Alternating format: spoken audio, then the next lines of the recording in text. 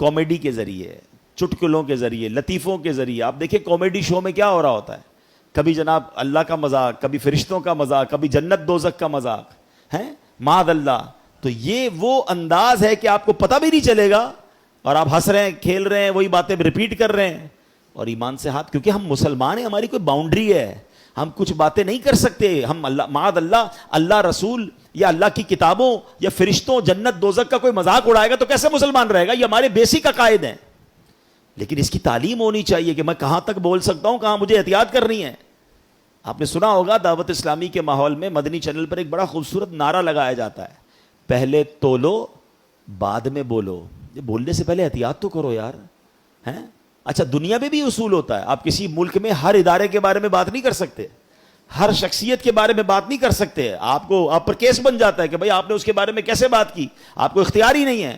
تو جب ممالک کے کچھ شخصیات یا کچھ اداروں پر بات کرنا منع ہو سکتا ہے، تو ہم جب ہم نے ایمان قبول کیا ہے تو اللہ پر، اللہ کے رسولوں پر، فرشتوں پر اور جو بھی ہمارے بیسکس ہیں ہم اس پر بات نہیں کر سکتے. معاذ اللہ اس کے اگینسٹ یا اس کی مذاق یا اس کی توہین کی بات نہیں ہو سکتی.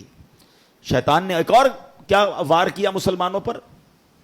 گانے، فلمی گانوں میں کفریہ باتیں ڈال دی ہیں. کبھی کہہ رہا ہے سجدہ کرنا ہے، پوجا کرنی، پتہ نہیں کیا کیا فلمی گانے ایسے آ گئے. بتاتے ہیں لوگ کہ اس کے اندر، اور بچے گا رہے ہیں، نوجوان لڑکے لڑکیاں مزے لے لے کے گا رہے ہیں، سن رہے ہیں ان گانوں کو. معاذ اللہ، یہی تو شیطان کی ٹریپ ہے. کسی طرح مسلمان ایسی بات کہے کہ وہ ایمان سے خارج ہو جائے. اچھا یہ تو چلے کہنا ہے نا، اب تو باقاعدہ سوشل میڈیا پر اور پھر جناب میڈیا پر آ کر کچھ لوگ اسلام کی انٹرپریٹیشن ہی ایسی کر رہے ہیں، قرآن و حدیث ہی ایسے بیان کر رہے ہیں کہ لوگ جناب ان کی باتیں سن سن کر پریشان بھی ہو رہے ہیں، فالو بھی کر رہے ہیں. ایسے بھی لوگ آگے جو اللہ سے دور، نبیوں سے دور، اولیاء صحابہ سے دور کرنے کی باتیں کر رہے ہیں. کہتے کیا ضرورت ہے علماء کرام کی، کیا ضرورت ہے اولیاء کرام کی باتیں سننے کی؟ اے پاک و ہند والوں مجھے ایک بات بتاؤ، ہم تک ایمان پہنچا کیسے ہے؟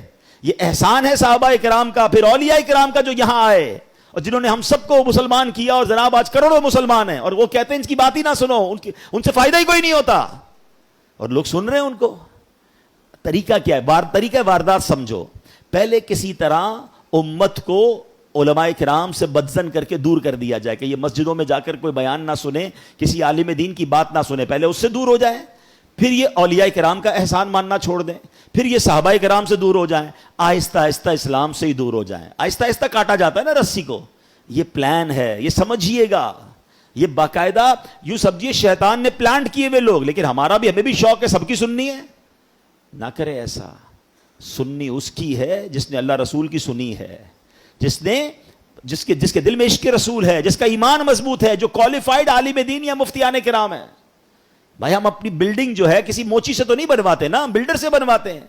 ہم اپنا علاج کسی کسائی سے نہیں، ڈاکٹر سے کرواتے ہیں، جس کا جو کام کا ایکسپرٹ اس سے کرواتے ہیں. تو دین سیکھنا ہے تو جو دین سکھانے میں ایکسپرٹ ہیں، جنہوں نے یہ علم حاصل کیا ہے، ان سے سیکھیں اور اپنے ایمان کی فکر کیجئے. ورنہ بہت طریقوں سے ایمان، اب معاذ اللہ کئی ملکوں کے ویزا لینے کے لیے، کہنے میں مزہ نہیں آ رہا مگر چونکہ یہ بات بتانی ہوتی ہے کہ باقاعدہ ان ملکوں کے ویزا کے لیے لکھ دیتے ہیں معاذ اللہ کہ میں قادیانی ہوں، کہ پتہ چلا ویزا مل جائے گا. اپنا ایمان بیچ دیا. مرنا نہیں ہے، قیامت کے دن نبی پاک کو منہ نہیں دکھانا. کیا ختم نبوت پر تمہارا عقیدہ نہیں ہے؟ یاد رکھیے ایمان اتنی نازک چیز ہے کہ اگر کوئی یہ ارادہ کرے نا کہ میں کافر ہو جاؤں گا، وہ بے شک ہو نہ ہو وہ ہو جائے گا. اس کو پھر کلمہ پڑھنا پڑے گا، پھر تجدید ایمان کرنا پڑے گا. یہ تصور بھی نہیں کر سکتے ہم.